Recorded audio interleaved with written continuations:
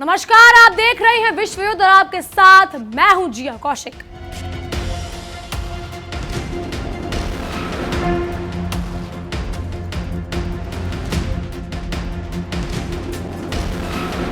ऊंट पहाड़ के नीचे आ गया है और खिसियानी बिल्ली खंबा नोचने वाली है।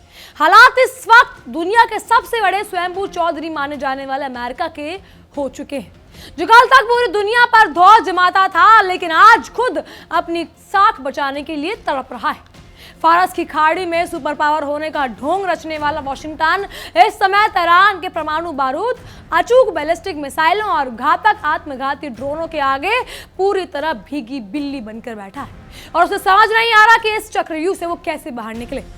ताजा अपडेट ये है कि अमेरिका ने जब अपनी पुरानी आदत के मुताबिक गीदड़ भभकी देते हुए पश्चिमी ईरान के आवाज शहर में बाहरी इलाकों पर छिटपुट हवाई हमले किए, तो ईरान ने तो वो रौद्र रूप दिखाया कि सीधे पेंटागन के पसीने छूट गए और व्हाइट हाउस गलियारों में सन्नाटा पसर गया। तेहरान ने बिना एक पल गवाए बहरीन, कुवैत और कतर में मौजूद अमेरिकी मिलिट्री बेसों पर अपने मिसाइलों और बारूदी ड्रोन से इस कदर पाट दिया कि वहां लगी सीटी और सायरन की डरावनी आवाजें सीधे वॉशिंगटन तक गूंज रही और अमेरिकी सैनिक अपनी जान बचाने के लिए बंकरों में दुबकने को तैयार है। असल में ये पूरी जंग अब केवल खाड़ी के एक छोटे से इलाके की नहीं, बल्कि सीधे तौर पर अमेरिका बनाम ईरान के परमाणु वर्चस्व की ऐसी लड़ाई हो चुकी है जिसे ईरान अपनी सैन्य संप्रभुता के शिखर पर खड़ा है और अमेरिका घुटनों पर आकर किसी भी तरह यह सौदेबाजी की भीख मांग रहा है। दुनिया का सबसे व्यस्त और रणनीतिक रूप से बेहद महत्वपूर्ण समुद्री रास्ता यानी स्ट्रेट ऑफ हॉर्मुज इस पूरी तरह ईरान के लोहे शिकंजे में आ चुका है और वहां से गुजरने वाला वैश्विक तेल व्यापार पूरी तरह ठप होकर जीरो पर आ गया है, जिससे वैश्विक बाजार में हड़कंप मच गया है। इस भयंकर महासंकट के बीच बड़ी और सीधी आंच भारतीय जहाजों पर भी आई है, जहां लगभग 200 जहाज भारतीय नाविकों के साथ 9 बड़े जहाज इस खौलते हुए समुद्र के बीच फंसे हुए हैं और पूरी दुनिया की सांसें इस बात पर टिकी है कि अगला धमाका किस तरफ होगा। हालांकि भारतीय जहाजों की सुरक्षित होने का दावा किया जा रहा है, लेकिन तनाव इतना भीषण है कि कोई भी शिपिंग लाइन अब इस पूरे समुद्री इलाके में कदम रखने की हिम्मत तक नहीं जुटा पा रही है। कहते हैं कि सिर मुंडवाते ही ओले पड़ना, और ऐसा ही कुछ अमेरिकी राष्ट्रपति डोनाल्ड ट्रंप के साथ हुआ है, जो युद्ध विराम का एक नकली नाटक कर रचकर ईरान की परमाणु ताकतों को दबाना चाहते थे, लेकिन ईरान के एटमी तेवरों और पलटवारों ने उनके सारे मंसूबों पर पल भर में पानी फेर दिया। इस भयानक युद्ध की आग की लपटें खाड़ी देशों की अर्थव्यवस्था को इस तरह झुलसा रही हैं कि सऊदी अरब और ओमान से लेकर यूएई और कतर की बड़ी बड़ी दिग्गज कंपनियों का दिवाला निकलने की कगार पर पहुंच गया है। उनके शेयर बाजार सीधे औंधे मुंह गिर रही हैं।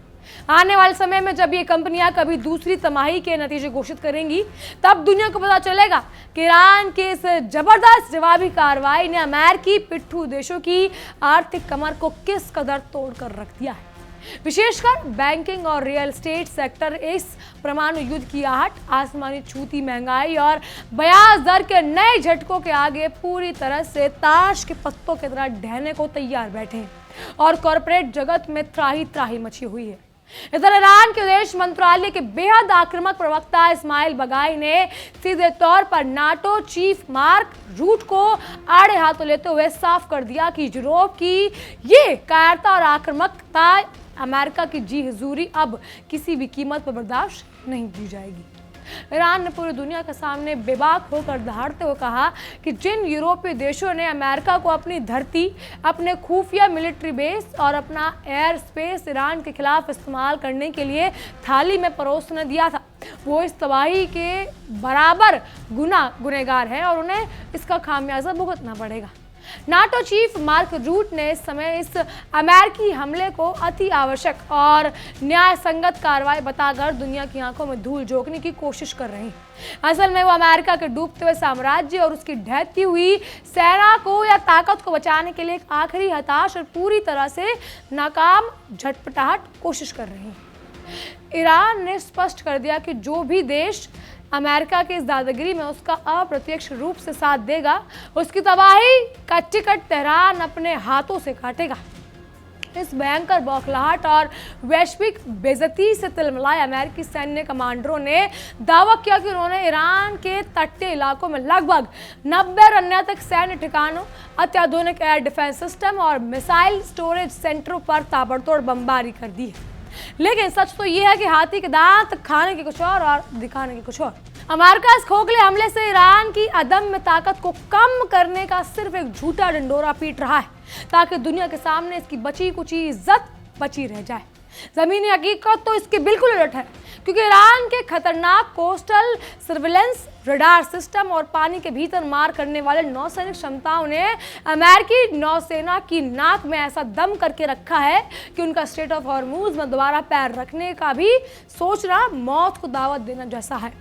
अमेरिका का यह दावा उसने ईरान की हमला करने की क्षमता को कमजोर कर दिया और पूरी तरह से बकवास साबित हो चुका है, क्योंकि ईरान की मिसाइलें आज भी अमेरिकी ठिकानों पर पूरी तरह कहर बनकर टूट रही हैं, पूरी तरह से वैश्विक बिरादरी में अलग थलग पड़ चुके और युद्ध के मैदान में बुरी तरह मात खाए अमेरिकी राष्ट्रपति डोनाल्ड ट्रंप अब अपने सुरक्षित एयरफोर्स वन विमान के भीतर दुबक कर बैठे हैं और हास्यास्पद दावा कर रही हैं कि ईरान उनसे समझौते के लिए बेताब और गिड़ा रहा है। ट्रंप का ये बचकाना बयान अंगूर खट्टे हैं वाली पुरानी कहावत को जैसा है, क्योंकि एक तरफ वो अपनी हेकड़ी दिखाते हैं और कहते हैं कि वो ईरान की औकात और उसकी नीयत पर भरोसा नहीं करते, तो दूसरी तरफ अंदर ही अंदर वो ईरान के न्यूक्लियर ट्रिगर पर उसके आत्मघाती दोस्तों या दस्ता के इस कदर खौफजदा हैं कि उनकी रातों की नींद उड़ चुकी है।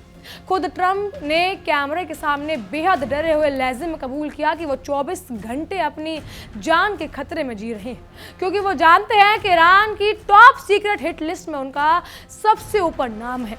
ईरान अपने दुश्मनों को कभी जिंदा नहीं छोड़ता है। बहरहाल इन सब पर देखिए हमारी एक खास रिपोर्ट।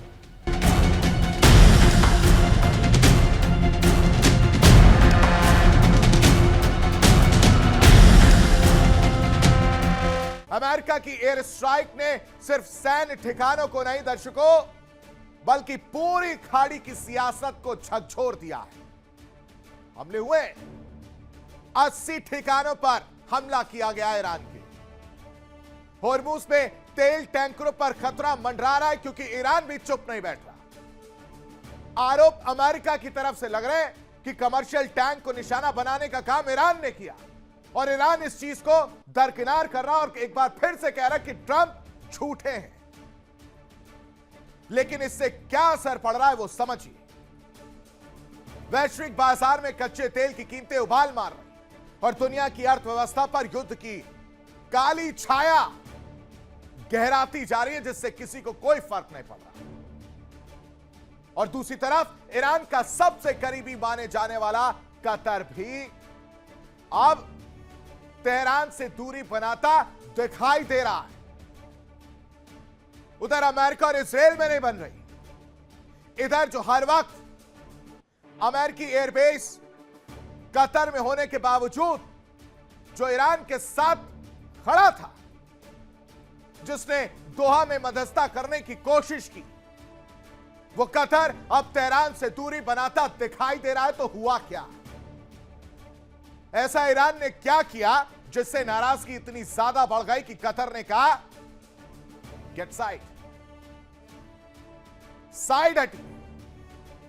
यानी अब आप समझिए, जो मंगलवार को हुआ, जहाजों पर हुए हमले और हमलों के बाद रिश्तों में आई दरार साफ नजर आने लगी है दर्शकों। और सवाल यह है, क्या ईरान अब अपने सबसे भरोसेमंद साथी को भी खो रहा है? जो कभी साथ खड़ा था वो भी पीछे हटने को तैयार है। क्या मिडिल ईस्ट में नए गठबंधन बन रहे हैं? और अगर बन रहे हैं तो किसके साथ, उसकी पिक्चर भी आपको दिखाऊंगा आज। लेकिन इन सब के बीच वॉशिंगटन से अंकारा तक बदलती दोस्ती ने एक नया भूचाल ला दिया। एक तरफ इजराइल से दूरी, दूसरी तरफ ईरान की कतर से दूरी। कतर ने दूरी बनाई है और अब ट्रंप और एर्दोगन की बढ़ती नजदीकियां इजराइल के लिए नई चुनौती बन सकती है। F-35 से लेकर सीरिया तक हर मोर्चे पर नई रणनीति तैयार होती दिख रही है। तो क्या अमेरिका अब मिडिल ईस्ट में अपना पूरा गेम प्लान बदल रहा है। क्या मिडिल ईस्ट की नई सियासी बिसात पर बदलने वाला है पूरा खेल? वर्ल्ड वॉर में आज होगी बात दुनिया के सबसे बड़े जंग के मोर्चे पर, और वर्ल्ड वॉर में सबसे पहले नजर डालते हैं आज की 4 बड़ी खबरों पर, जिस पर विश्लेषण करते हुए नजर आएंगे और आपको बताएंगे कि वर्ल्ड वॉर में स्थिति अब कैसे बदलती हुई नजर आ रही है, क्या कुछ कहानी है। सबसे पहले वर्ल्ड वॉर में जो पहली खबर है वो है अमेरिका गरजा है और ईरान सुलगता हुआ नजर आ रहा है। 80 सैन्य ठिकानों को निशाना बनाने की बात सामने आ रही है। 80 ठिकानों पर लगातार ताबड़तोड़ एक के बाद एक स्ट्राइक जो है वो अमेरिका की तरफ से ईरान पर देखने को मिली, और कहा जा रहा है कि जो इंटरनेशनल समुद्री रास्ते हैं वहां पर ईरान जिस तरह से हमला कर रहा है यह उसका बदला है, और अगर तब भी ईरान नहीं रुकता तो अमेरिका इस तरह से हमला करके बदला लेता रहेगा। यानी एक साथ 2 राहें, एक तरफ बातचीत, दूसरी तरफ इस तरह से हमला करने की बात। अब इसके जरिए अमेरिका क्या मैसेज देने की कोशिश कर रहा है आपको बताऊंगा, लेकिन दूसरी बड़ी खबर जिस पर चर्चा करते हुए नजर आएंगे वो है कि अब तेल परवार खुलकर सामने आ रहा है और होर्मुज में हाहाकार मचा हुआ है। आपको याद हो कि मंगलवार को जब 3 शिप्स पर अटैक किए गए और कमर्शियल शिप्स पर अटैक करने के बाद खबरें निकलकर सामने आई कि अमेरिका कहता है कि हमने नहीं किया, ईरान कह रहा है कि हमने भी नहीं किया। तो अगर आप दोनों ने हमला नहीं किया तो क्या कोई तीसरा है जो स्ट्रेट ऑफ हॉर्मुज में इस तरह से आग लगाने का काम कर रहा है? क्या कोई है जो नहीं चाहता कि 2 देशों के बीच में सुलह हो, या फिर कोई अंदर खाने रणनीति है, कोई प्लानिंग है? क्योंकि हमला तो हुआ है लेकिन कोई भी इस हमले की जिम्मेदारी लेने के लिए तैयार नहीं है। क्या इनसाइड स्टोरी आपके सामने रखेंगे, लेकिन तीसरी बड़ी खबर जिस पर चर्चा करते हुए नजर आएंगे वो है कि अब दोस्ती खत और कतर ने भी साथ छोड़ दिया है। कतर नाराज हो गया है। कतर इस कदर नाराज हो गया है कि उसने ईरान को साइड करने का काम कर दिया, साइड लाइन करने का काम कर दिया, और सऊदी अरब के साथ मिलकर ईरान को आंख दिखा सकता है। जो कतर कभी ईरान के साथ खड़ा था अब वो साइडलाइन करने पर क्यों मजबूर हुआ है ईरान को, वो भी आपके सामने रखेंगे। लेकिन चौथी बड़ी खबर जिस पर चर्चा करेंगे वो आपको बता देते हैं, वो है कि एर्दोगन ट्रंप की यारी खुलकर सामने आ रही है और इजराइल को मिर्ची लग सकती है। क्योंकि इजराइल, आपको याद हो कल जब मैंने आपको बताया था कि F-35 को लेकर नेतन्याहू ने साफ क्लियर एंड कट कहा था मिस्टर प्रेसिडेंट को कि ऐसा मत करिएगा कि आप F-35 टर्की को दें।